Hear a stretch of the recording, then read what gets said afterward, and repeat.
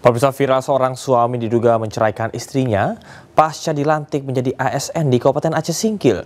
Terkait hal ini, Pemkab Aceh Singkil memanggil yang bersangkutan untuk klarifikasi.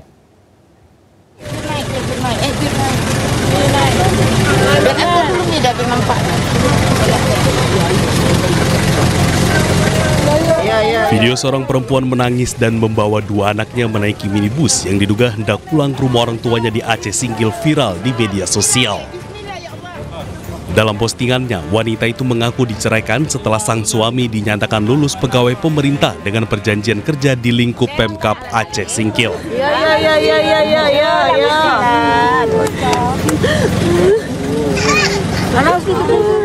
Terkait hal ini, Pemkab Aceh Singkil kemudian memanggil suami perempuan yang viral tersebut untuk klarifikasi.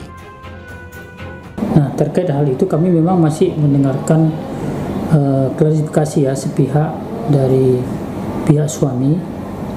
Memang kenapa diproses, karena menurut ketentuan peraturan yang berlaku yaitu PP 94 ya tahun 1921 tentang manajemen pegawaian, ya setiap ASN untuk proses perceraian itu wajib izin dulu dari atasan secara tertulis, kemudian nanti atasan itu bisa langsung mengajukan kepada BKSDM sebelum bercerai. Dan kalaupun dia misalnya tidak melakukan itu, nanti pasti pihak Mahkamah Syariah akan mengembalikan kepada instansi yang terkait. Pemkab Singkil juga menjelaskan ke depan pihaknya akan panggil kedua belah pihak untuk dimintai keterangan.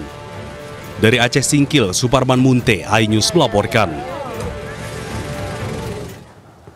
Seorang wanita di Kebonjeruk, Jakarta Barat membunuh suaminya sendiri dengan cara memotong alat vital korban. Pelaku cemburu setelah memergoki isi chat ponsel korban dengan wanita lain.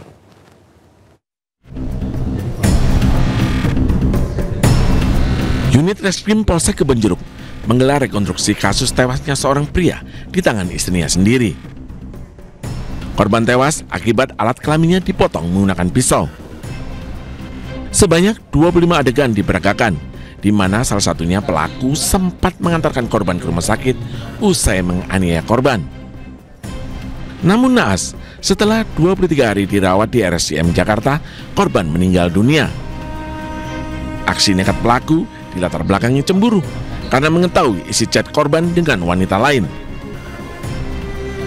Kemudian dalam penanganan dokter selama 23 hari dalam proses klinikal itu, korban dinyatakan meninggal dunia oleh dokter rumah sakit UNT.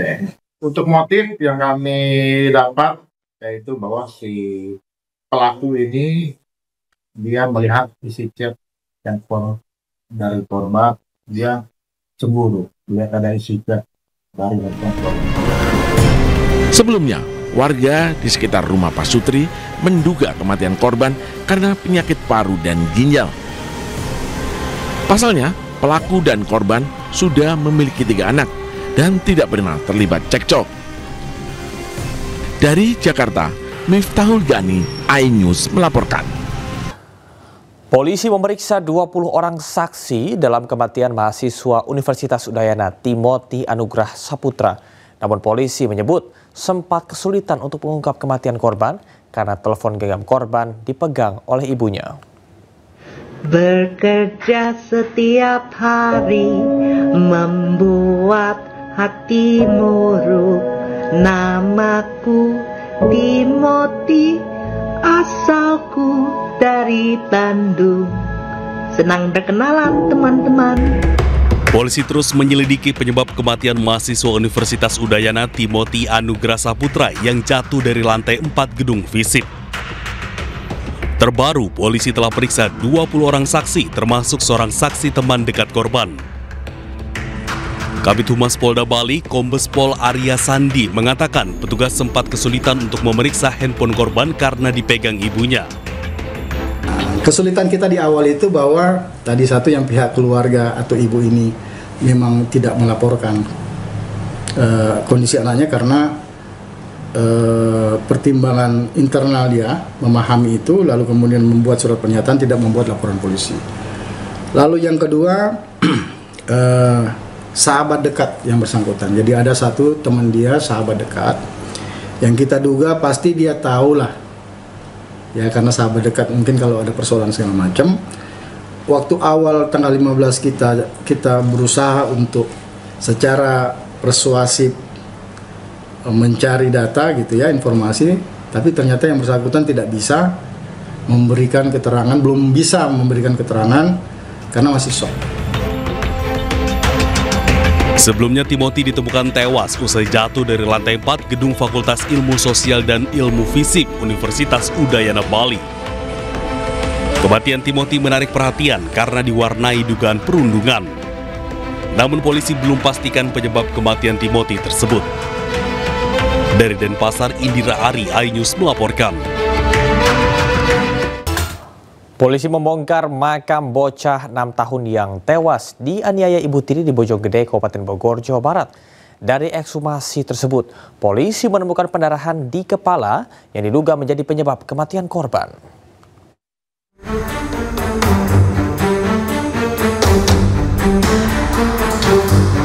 Tim Inafis dan Dokkes Polres Metro Depok membongkar makam atau ekshumasi bocah 6 tahun yang tewas dianiaya ibu tirinya di TPU Karanganyar, Bojonggede, Kabupaten Bogor, Jawa Barat. Ekshumasi ini dilakukan untuk mencari fakta dan kesesuaian kejadian setelah dilakukan prarekonstruksi pada Selasa lalu. Dari hasil ekshumasi tertutup yang dilakukan 1 jam, polisi menemukan adanya pendarahan di kepala korban. Pendarahan itu menjadi penyebab utama kematian korban. Adanya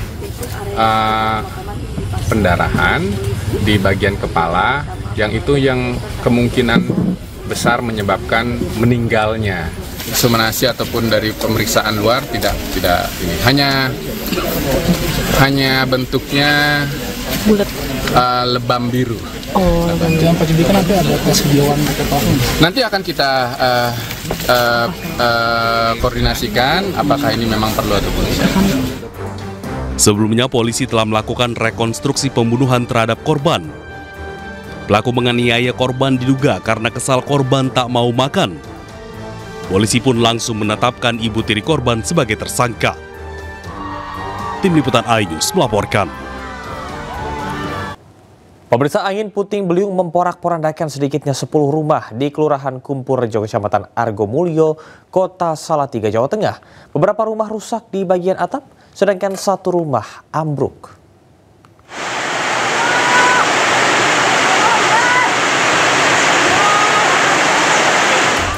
Angin kencang memutar menerjang permukiman penduduk di Kampung Bendosari, Kelurahan Kumpulrejo, Kecamatan Argomulyo, Kota Salatiga, Jawa Tengah. Angin menerjang sejumlah rumah warga yang disertai hujan deras. Sedikitnya 10 rumah mengalami kerusakan. Beberapa rumah rusak di bagian atap karena bertebangan tertiup angin, sedangkan 1 rumah lagi ambruk. Angin kencang juga menumbangkan sejumlah pohon di pekarangan rumah. Aparat Polres Salatiga Kamis siang langsung diterjunkan ke lokasi untuk membantu warga melakukan pembersihan dan perbaikan. Lebih kurang ada 10 rumah yang atapnya roboh, bahkan sampai masuk rumah banjir. Tidak ada korban jiwa, namun akibat peristiwa ini kerugian yang dialami warga ditaksir mencapai ratusan juta rupiah. Dari Kota Salatiga, Jawa Tengah, Lurisa Lulu, iNews melaporkan.